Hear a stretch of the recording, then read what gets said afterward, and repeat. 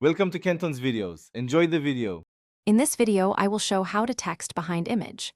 Open your photo editor and import the image, then add a text layer and position it behind the main image layer immediately.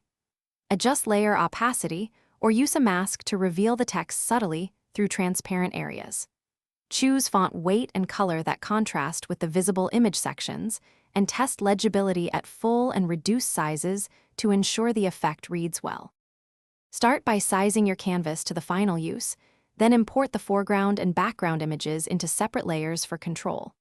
Move the text layer beneath the foreground image and choose a font and color that contrast with the visible parts of the top image.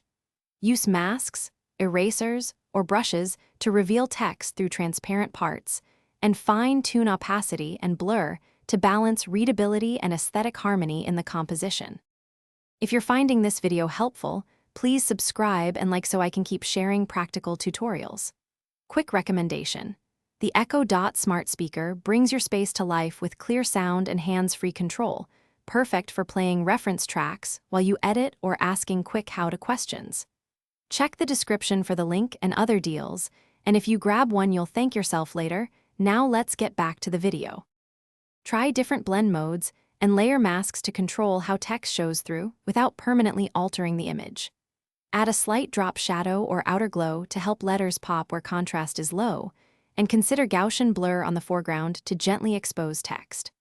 Always preview at mobile scale and desktop scale, and tweak spacing, size, and opacity until the text reads clearly while keeping the visual intent intact.